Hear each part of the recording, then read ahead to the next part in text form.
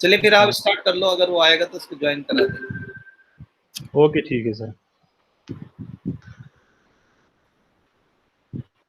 Good evening dear students.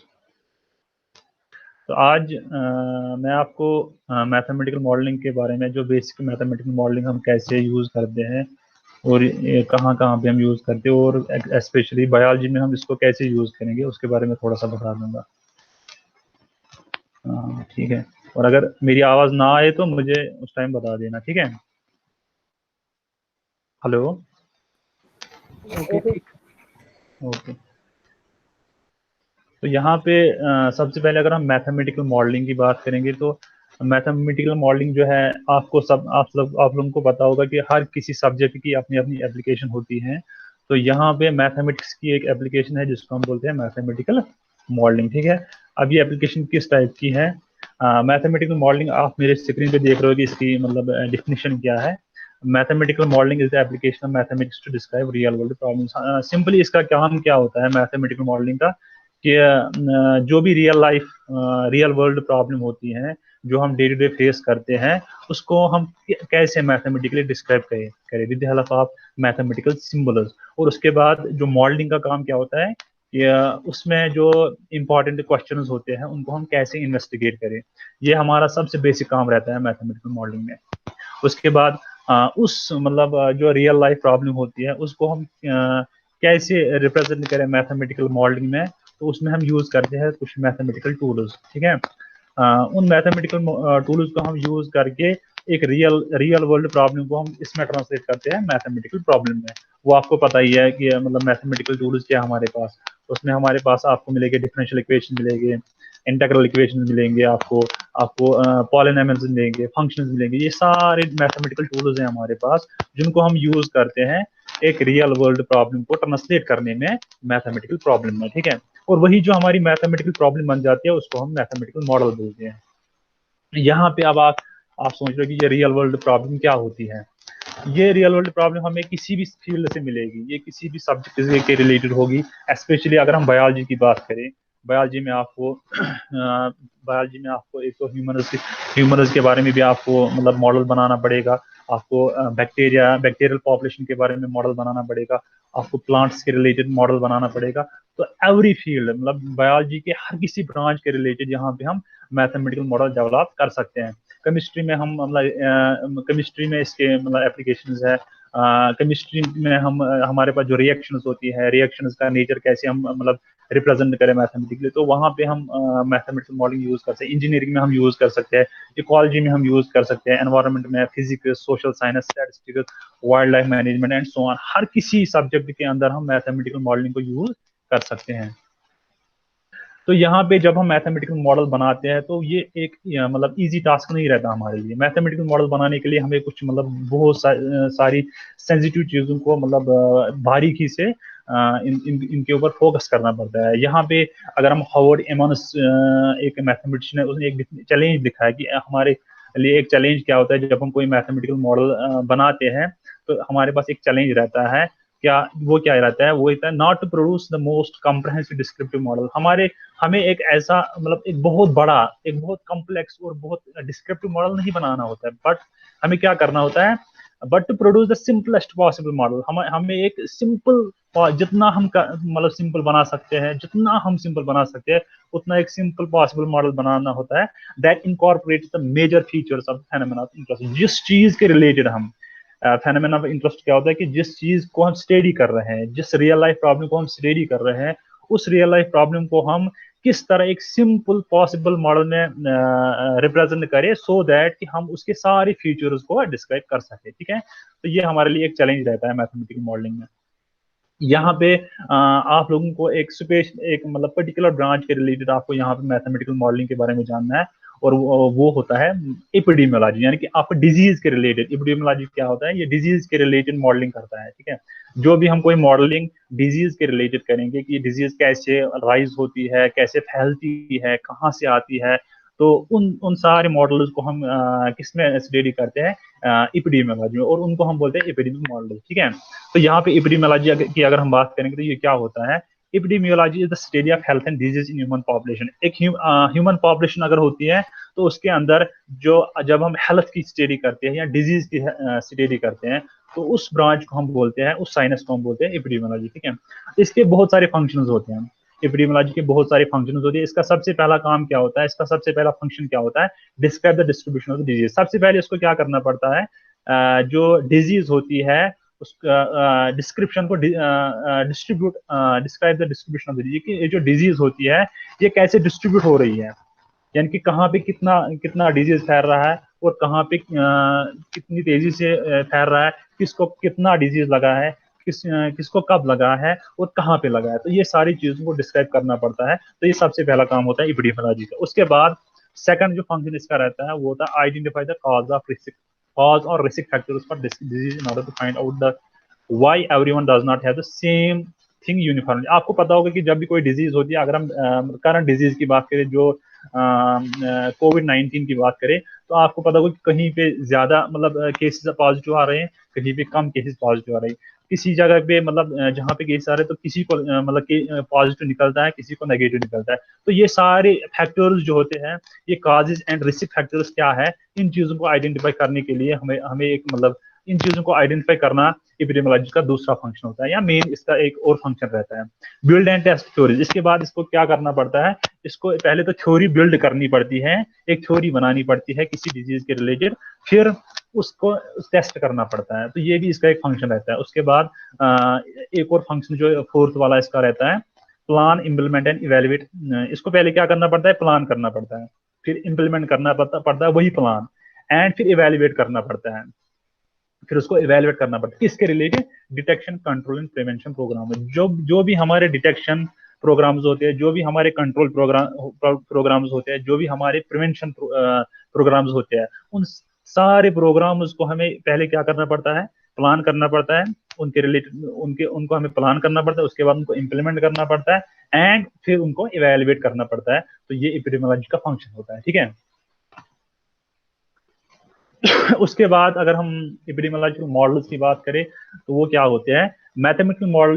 Epidemiology is the use of mathematical models to predict the course of an infective disease. इसका जो epidemiological model का basic जो काम रहता है वो क्या होता है, इसको मैथमेटिकल मॉडल यूज करना पड़ता है to predict the course of an infective disease. जो इन्फेक्शियस डिजीज होती है उसका जो कोर्स होता है, यानी कि ऑरिजिन, अगर हम बोले वे, कोर्स को यहाँ पे हम मतलब डिफाइन कर सकते हैं कि एक रास्ता कि कहाँ से, किस रास्ते से आ रहा है और किस रास्ते से जा रहा है, उस चीज को प्रेडिक्ट करना होता है। ठीक है, तो यही काम रहता है मैथमेटिकल एपिडेमियोलॉजी में, किसका, मैथमेटिकल मॉडल्स का। And to compare the effect of different control strategy. जो हम मतलब फिर उसको क्या करना पड़ता है, जो स्ट्रेटजीज हम बनाते हैं, डिफरेंट कंट्रोल स्ट्रेटजीज बनाते हैं, उनको कंपेयर करना पड़ता है। जैसे अगर हमारे पास 5-6 स्ट्रेटजीज होगी कोविड-19 को कंट्रोल करने के लिए, हमारे पास डिफरेंट स्ट्रेटजीज होती है, तो हम क्या करते हैं, हर किसी स्ट्रेटजी का हम मतलब पैरामीटर निकालते हैं, तो फिर हम उन पैरामीटर्स को क्या करते हैं, उनको कंपेयर करते हैं, फिर हमें जो पैरामीटर बेटर लगता है तो हम उसी स्ट्रेटजी को ज्यादा फॉलो करते हैं। तो ये यहाँ पे इसका काम रहता है। उसके बाद अगर हम पॉपुलेशन की बात करें तो यहाँ पे जो एपिडेमियोलॉजिकल मॉडल्स होते हैं इनको हम 3 क्लास में डिवाइड करते हैं। यहाँ ये जो एपिडेमियोलॉजिकल मॉडल्स होते हैं ये यूजुअली पॉपुलेशन को स्टडी करते हैं, पॉपुलेशन को डिफाइन करते हैं, क्योंकि अगर आपके पास मतलब कोई भी डिजीज होती है, वो डिजीज जो मतलब फैलती है, जो डिजीज फैल जाती है उसको हम बोलते हैं कम्युनिकेबल डिजीज, यानी कि जो एक मतलब वन ट्रांसफर हो जाए एक पर्सन से दूसरे पर्सन पे, तो उसको बोलते हैं कम्युनिकेबल डिजीज। तो वो कम्युनिकेबल डिजीज कैसे फैलते हैं, with the help of bacteria and with the help of human population. तो जब इंटरेक्शन होती है तो वहां पे हम क्या करते हैं, ये जो कोई भी सैंपल हम लेते हैं जिसको हम स्टडी करें किसमें, मैथमेटिकल मॉडल में, तो उसको हम पॉपुलेशन को स्टडी करते हैं। तो यहाँ पे एपिडेमिक मॉडल में क्या करते हैं, हम पॉपुलेशन को डिवाइड करते हैं मेनली। अगर हम मेनली बात करें तो 3 क्लास में इसको डिवाइड किया जाता है। जो इसका सबसे पहला क्लास होता है, सबसे ये क्लासिफिकेशन बताने से पहले मैं आपको पहले एक एग्जांपल दे दूंगा, उससे आपको समझ आ जाएगा। फॉर एग्जांपल, आप एक विलेज की अगर हम बात करें, एक विलेज के अंदर 100 पीपल है, तो उन 100 पीपल मतलब एक विलेज के अंदर एक बीमारी लग गई है जिसको हम मतलब कम्युनिकेबल डिजीज लग गई। कम्युनिकेबल डिजीज आपको समझ आ गई कि एक ट्रांसफर होती है, जो फैलती है एक पर्सन से दूसरे पर्सन में। तो उसको हम बोलते हैं कम्युनिकेबल डिजीज। अगर एक मतलब विलेज के अंदर 100 पीपल है, टोटल पॉपुलेशन 100 है, तो उनमें डिजीज लग गई। फॉर एग्जाम्पल अगर हमारे पास मतलब 50 ऐसे लोग हैं जिनको मतलब डिजीज पहले से लग चुकी है, ठीक है, तो कुछ मतलब 30% ऐसे लोग हैं जिनको लगने के चांसेस है, और 20 ऐसे हैं जिनको मतलब आगे लग सकता है, मतलब फ्यूचर में लग सकता है। तो ये क्लासेस होते हैं। हम क्या करते हैं, जिनको बीमारी पहले से लग चुकी है 50 तो उनको हम बोलते हैं इन्फेक्टिव, यानी कि जिनको इनको इन्फेक्शन हो चुका है, तो ये एक हमारा क्लास बन गया। उसके बाद जिनको मतलब लगने के चांसेस होते हैं, आगे लगने के चांसेस होते हैं, तो उसको हम लिखते हैं ससेप्टेबल, यानी कि जिसको बीमारी लगने का खतरा है, अंदेशा है आगे फ्यूचर में बीमारी लगने का, तो उसको हम ससेप्टेबल क्लास बोलते हैं। तो उसके बाद अगर हम मतलब उसको स्टडी करेंगे, फिर हम एक और क्लास बनाते हैं जिनको मतलब जो इन्फेक्टिव होते हैं। इन्फेक्टिव में हम कोई वैक्सीन देते हैं या कोई ठीक हो जाता है with the help of immune system. एक इंसान के अंदर एक इम्यून सिस्टम होता है जिसकी वजह से एक इंसान ऑटोमेटिकली कुछ टाइम के बाद ठीक होता है with the help of that immune system. तो वहां पे वो ठीक होने के बाद वो किस में आ जाता है, रिकवर्ड क्लास में आ जाता है, यानी कि इसको डिजीज थी अब ये ठीक हो गया। तो वो जो ठीक होने वाले जो लोग होते हैं उनको हम एक नए क्लास में डिवाइड करते हैं, उसको हम बोलते हैं रिकवर्ड क्लास, ठीक है। तो ये डिफरेंट मतलब ये हमारे पास मेनली 3 क्लास होते हैं। ससेप्टेबल होता है पहला क्लास, दूसरा होता है इन्फेक्टिव क्लास, तीसरा होता है रिकवर्ड क्लास। यानी कि ससेप्टेबल वो होते हैं जिनको बीमारी लगने का खतरा है, इन्फेक्टिव वो होते हैं जिनको बीमारी लग चुकी है, एंड रिकवर्ड वो होते हैं जिनको बीमारी थी अब वो ठीक हो गए। तो अभी मतलब इस क्लासिफिकेशन को मतलब मैथमेटिशियंस ने डिफरेंट तरीके से स्टडी किया है। कुछ लोगों ने मतलब सिर्फ 2 क्लास में डिवाइड किया, कुछ लोगों ने 3 क्लास में डिवाइड किया, कुछ लोगों ने 4 क्लास में डिवाइड किया। जितना जितना इस पे स्टडी होता गया, तो लोग मतलब मैथमेटिशियन ने इसको क्लासेस में डिवाइड करते गए और इसको स्टडी करते गए।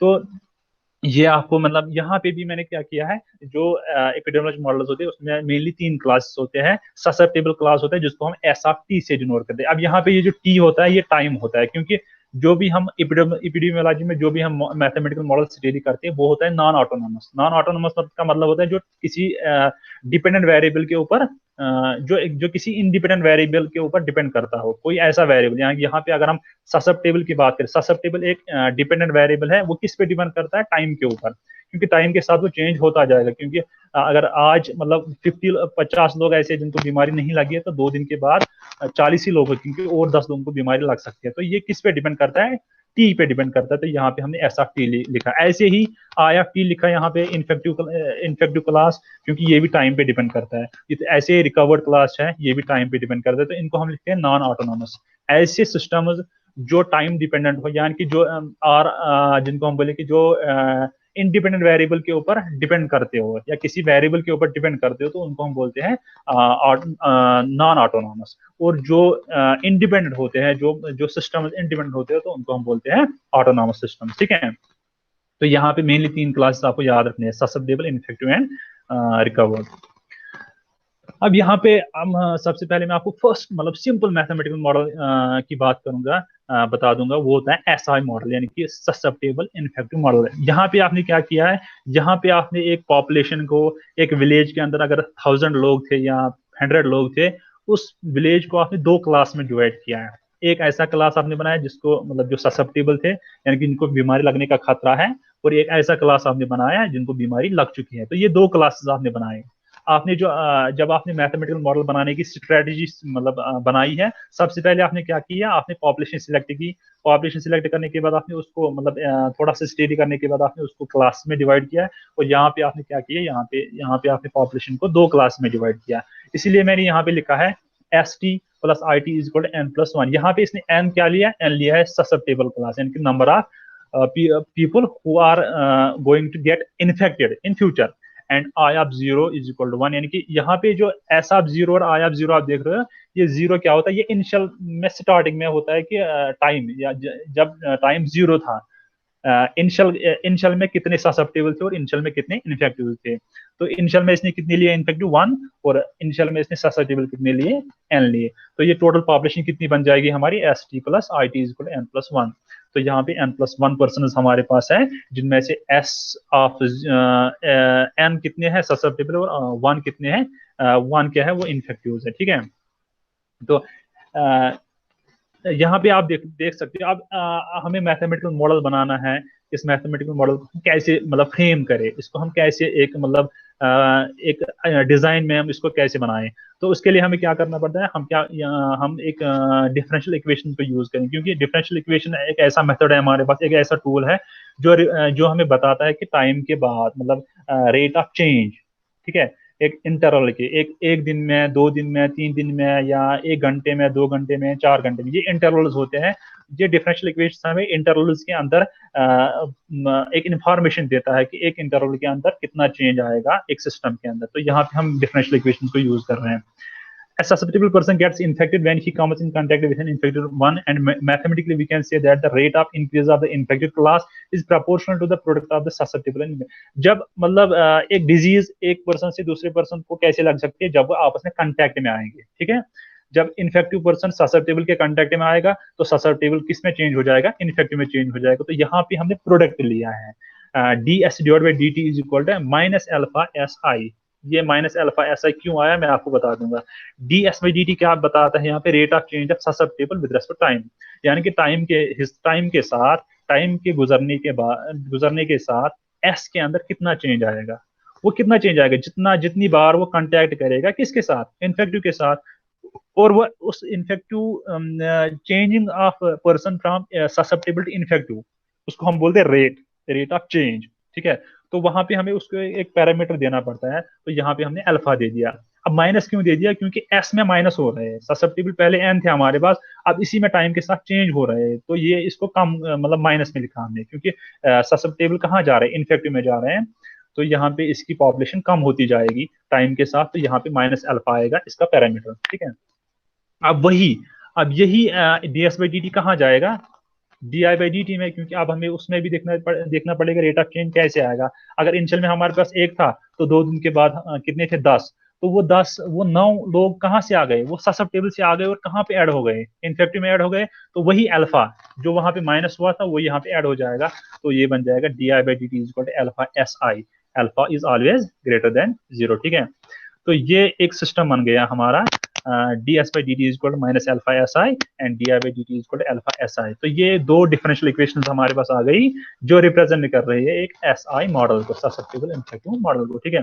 फिर हम थोड़ा सा इसमें मैनिपुलेशन करते हैं। यहाँ पे जो आपने आई की जगह लिया आपने, अगर आप ऊपर देख सकते हो तो S T plus I T is an plus one, तो वहां से इसने क्या किया, आई की जगह इसने क्या लिखा, N plus one minus S. तो यहाँ पे डाल के फिर इसको थोड़ा सा मैनिपुलेट करके ये हमारे पास सिस्टम ऑफ डिफरेंशियल इक्वेशंस बन गया, D S by D T is equal to minus alpha S into N plus one minus S and D I by D T is equal to alpha I into N plus one minus I. तो ये system of equations बन गया। अब इसी system of equation को हमें क्या करना है, सॉल्व करना है। सॉल्व करने के बाद हमें सोल्यूशन निकालना है कि अल्फा की वैल्यू निकालनी है। तो फिर अल्फा की वैल्यू निकालने के बाद हम मतलब बता सकते हैं कि कुछ टाइम के बाद, टाइम 10 दिन के बाद, 15 दिन के बाद या 1 महीने के बाद ये जो रेट है ये कितना बढ़ेगा, ये कितना कम होगा, तो ये इस पे डिपेंड करता है, ठीक है। तो ये एक सिंपल सा ऐसा मॉडल था। उसके बाद अगर हम एक और मतलब थोड़ा सा इसको रिफाइनमेंट करने के बाद हमने एक और मॉडल बनाया जिसको हम बोलते हैं एस आई एस मॉडल, जिसको जो मॉडल आपको स्टडी करना है, जो सर ने आपको मॉडल दिया है एस आई एस मॉडल, तो इसी टाइप का मॉडल वो भी है, ठीक है। तो यहाँ पे इसको हम क्या बोलते हैं, ससेप्टेबल इन्फेक्टिव ससेप्टेबल मॉडल। यानी कि क्या होता है, सबसे पहले ससेप्टेबल है यानी कि अभी बीमारी नहीं लगी है, अब कंटेक्ट में आ गया तो बीमारी लग गई, ठीक है। अब बीमारी लगने के बाद ठीक हो गया with the help of immune system और with the help of medicine और with the help of vaccine. तो ये ठीक हो गया, ठीक होने के बाद अब ये वापस किस में आ सकता है, क्योंकि आप लोगों ने देखा होगा कोविड पॉजिटिव लोग जो थे जिनको वैक्सीन दिया गया है या जो ठीक हो गए, बाद में 10 दिन के बाद या 15 दिन के बाद उनको फिर से मतलब इन्फेक्शन हो गया या वो फिर से पॉजिटिव आ गए। तो वहां पे क्या होता है, ये जो इन्फेक्टिव था वो ठीक हो गया तो वो वापस एस क्लास में आ जाए, क्यों, क्योंकि इसको फिर खतरा होता है बीमारी लगने का, ठीक है। तो ऐसे मॉडल्स में हम क्या करेंगे, एस आई एस मॉडल को यूज करेंगे, ठीक है। ऐसी सिचुएशन में हम क्या करेंगे, एस आई एस मॉडल को यूज करेंगे, क्योंकि यहाँ पे क्या है, यहाँ पे पहले ससेप्टेबल है, बीमारी लग गई, बीमारी ठीक होने के बाद फिर से बीमारी लगने का खतरा है। तो ये 3 क्लासेस हो गए हमारे। तो यहाँ पे जब आप डिफरेंशियल इक्वेशन बनाएंगे तो यहाँ पे आप देखो D S by D T, D S by D T is equal to वही जो पहले वाले मॉडल में हमने क्या लिखा था, माइनस एल्फा एस आई। अब यहाँ पे मैंने प्लस बीटा आई किया है। ये बीटा आई क्यों किया है? क्योंकि ठीक होने के बाद जो इन्फेक्टिव थे वो ठीक हो गए, लेकिन अब वो फिर कहाँ आएंगे? वो किस में ऐड हो जाएंगे? वापस एस में हो जाएंगे ऐड।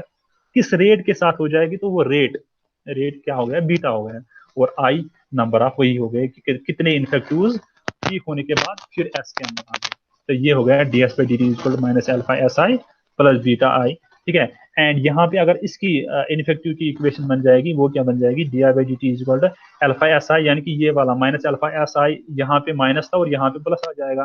फिर यहाँ पे जो ठीक हो गए वो इसमें से कट जाएंगे, वो इसमें से कम हो जाएंगे, वो वहां से निकलने के बाद वापस किसमें आ जाएंगे? एस में आ जाएंगे। तो यहाँ पे ये माइनस बीटा आई होगी। तो ये हमारे पास दो इक्वेशन का एक और मॉडल बन गया है, जिसको हमने लिखा है एस आई एस मॉडल। अभी एस आई मॉडल और एस आई एस मॉडल में क्या फर्क आपको दिखा? सिर्फ इन्फेक्टिव आई में से माइनस होके किस में आ गए? एस में आ गए। तो ये बन गया एस आई एस मॉडल। ठीक है। फिर इसमें भी थोड़ा सा मैनिपुलेशन करने के बाद ये इक्वेशन बन गई, और इन इक्वेशन को हम फिर मैथमेटिकली, आपको पता है कि डिफरेंशियल इक्वेशन को हम कैसे सॉल्व करते हैं, सिस्टम ऑफ डिफरेंशियल इक्वेशन को कैसे सॉल्व करते हैं, तो उसी मेथड के साथ हम इनको सॉल्व करने के बाद वहां पे बीटा की वैल्यू निकाल सकते हैं, अल्फा की वैल्यू निकाल सकते हैं। तो उससे हम फिर बता सकते हैं कि फ्यूचर में रेट अगर कम हो जाएगा या बढ़ता जाएगा तो मॉडल के ऊपर क्या इफेक्ट पड़ेगा। ठीक है। तो ये हो गया एस आई एस मॉडल। उसके बाद जो नेक्स्ट मॉडल है, जो ये तीन बेसिक मॉडल्स मैंने आपको बता दिए यहाँ पे। तो ये तीसरा वाला मॉडल है यहाँ पे एस आई आर मॉडल। ठीक है। इसको हम बोलेंगे ससेप्टेबल, इन्फेक्टिव, रिकवर्ड, यानी कि रिमूव्ड। रिकवर्ड आप लिखो या रिमूव्ड लिखो, दोनों सेम होते हैं। ठीक है। तो susceptible, infective, recovered oblique removed model. ठीक है। यहाँ पे आप क्या होगा? यहाँ पे सबसे पहले एक क्लास हमने बनाया है ससेप्टेबल, यानी कि ऐसे लोग जिनको बीमारी लग सकती है। उसके बाद आई, यानी कि एस में से कुछ लोग ऐसे आ गए जिनको बीमारी लग गई, तो उनको हमने आई क्लास में डाल दिया। फिर उसके बाद जो आई इन्फेक्टिव थे वो ठीक हो गए। अब ठीक होने के बाद उनको खतरा नहीं है फिर से बीमारी लगने का, क्योंकि आप लोगों ने ऐसी भी बीमारियां मतलब देखी होगी, सुनी होगी, कि जिसमें किसी को इन्फेक्शन हो जाता है, इन्फेक्शन होने के बाद अगर उसको वैक्सीन दिया जाता है या उसको ठीक होता है तो दोबारा उसको फिर लगने का खतरा नहीं होता है। तो ऐसी भी सिचुएशन क्रिएट हो जाती है।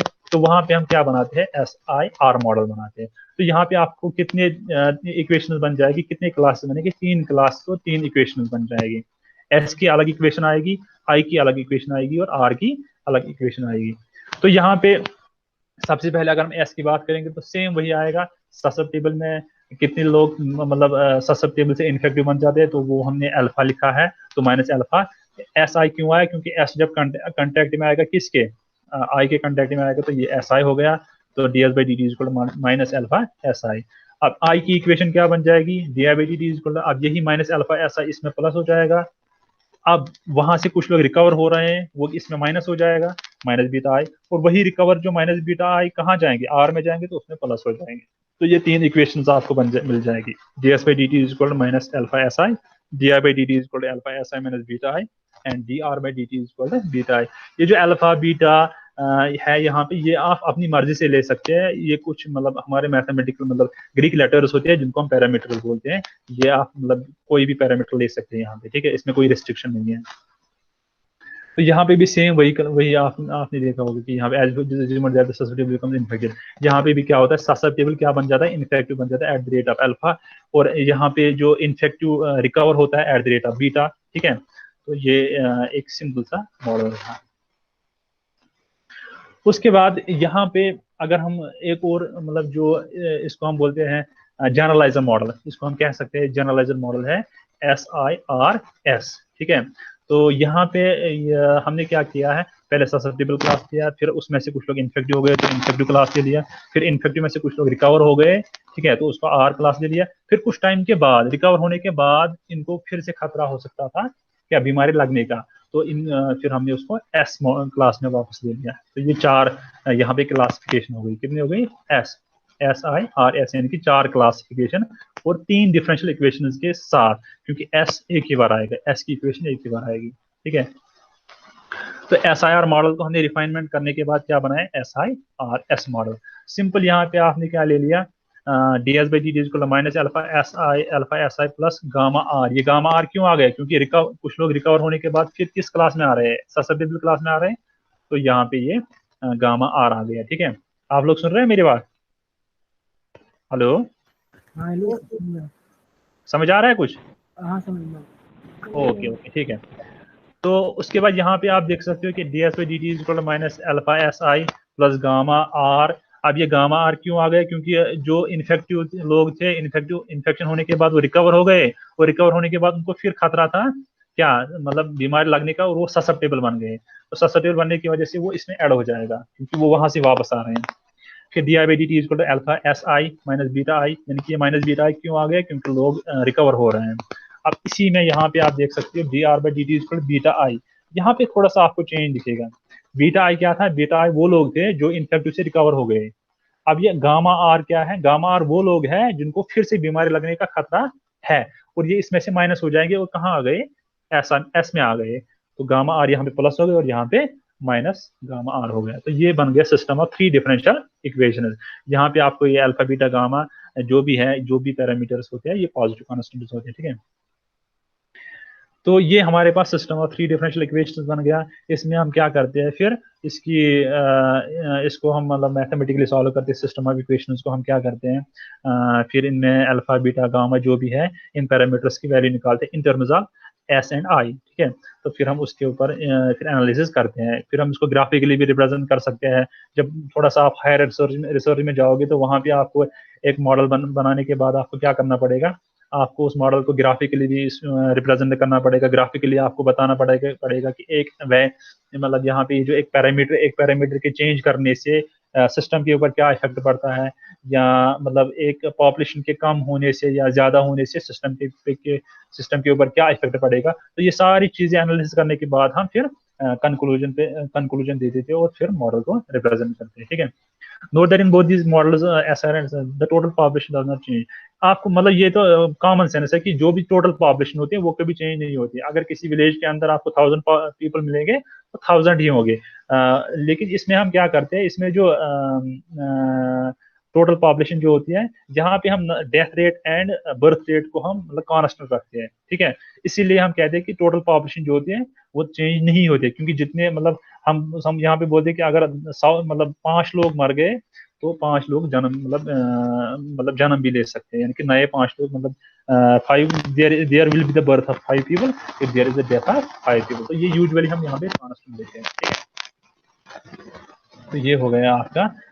अब आपको सर ने जो मतलब पेपर दिया है उसमें भी आपको सेम यही मतलब ये वाला जो मैंने एसआईएफ मॉडल बता दिया, सेम यही मॉडल है आपके पास। फर्स्ट थोड़ा सा उसने 2-3 पैरामीटर्स को और ऐड किया है, बस उसको आपको एनालाइज करना है। एनालाइज करने के बाद उसका सोल्यूशन निकालना है। सोल्यूशन निकालने के बाद आपको क्या करना है, थोड़ा सा कंक्लूजन है कि ये अल्फा बीटा जो भी है, जो भी उसने पैरामीटर उसमें दिया होगा, उनके चेंज करने से सिस्टम के ऊपर क्या इफेक्ट पड़ेगा, ठीक है। सबसे पहले जब आप प्रोजेक्ट लिखोगे तो प्रोजेक्ट में सबसे पहले आपको क्या करना पड़ेगा, पहले आपको मतलब मैथमेटिकल मॉडलिंग के बारे में लिखना है, ठीक है। मैथमेटिकल मॉडलिंग होती क्या है, ठीक है। थोड़ा सा लिखोगे आप इंट्रोडक्शन। उसके बाद मैथमेटिकल मॉडलिंग लिखने के बाद आप मतलब ये लिखोगे कि इस पे मतलब कैसे रिसर्च होता है, कैसे हुआ था, इसमें क्या कौन कौन सा काम हुआ था, वो आपको बुक से मिल जाएगा। जो आपको एक तो वो थीसिस जो मिली है आपको, एक तो उससे मिल जाएगा, दूसरा आप मतलब किसी बुक से भी देख सकते हो वो चीज़। तो ये होता है इंट्रोडक्शन इसका, ठीक है। उसके बाद ये जो मैं आपको बता रहा हूँ कि इस पे क्या क्या काम हुआ है, क्या किसने मॉडल बनाया है, 2-4 मॉडल इसके बारे में थोड़ा सा लिखो। उसको हम बोलते हैं रिव्यू ऑफ लिटरेचर, ठीक है। वो थोड़ा सा लिखना पड़ेगा।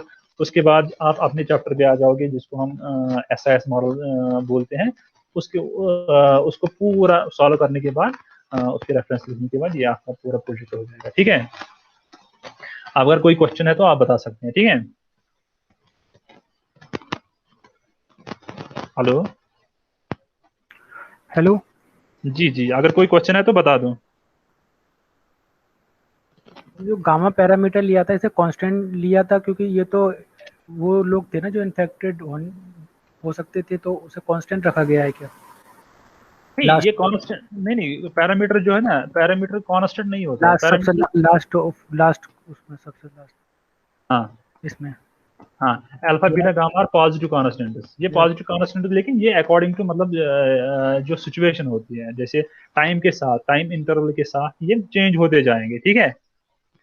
क्योंकि कभी कभी आपको क्या होगा कि कोई डिजीज जो है इनिशियल में बहुत कम मतलब कम रेट से बढ़ती है, फिर टाइम मतलब थोड़ा सा टाइम होने के बाद ये ज्यादा तेजी से बढ़ता है। तो यहाँ पे हम फिर हमें उसका वैल्यू फिर चेंज करना पड़ता है, ठीक है।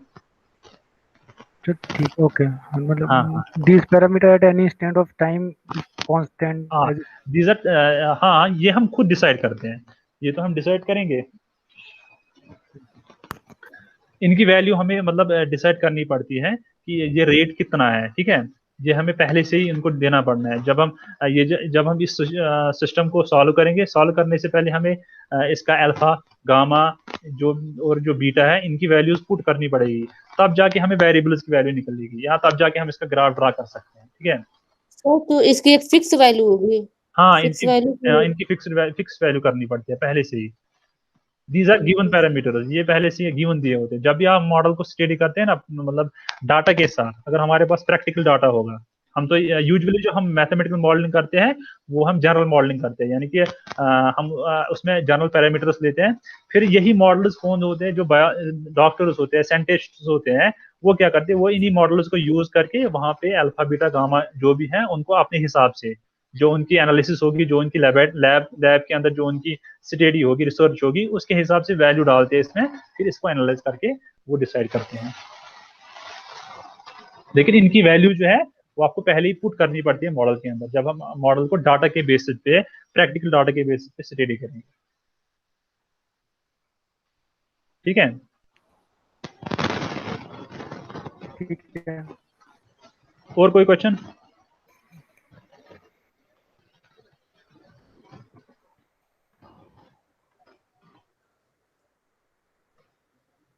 आपको इसके बहुत सारे कंपार्टमेंट्स, इनको हम कंपार्टमेंट्स बोलते हैं, जो क्लासेस मैंने आपको बताया ना, S I S, S I R S, S I R S I, ये सारी जो है ना, इनको हम कंपार्टमेंट्स बोलते हैं, यानी कि क्लासेस, ठीक है।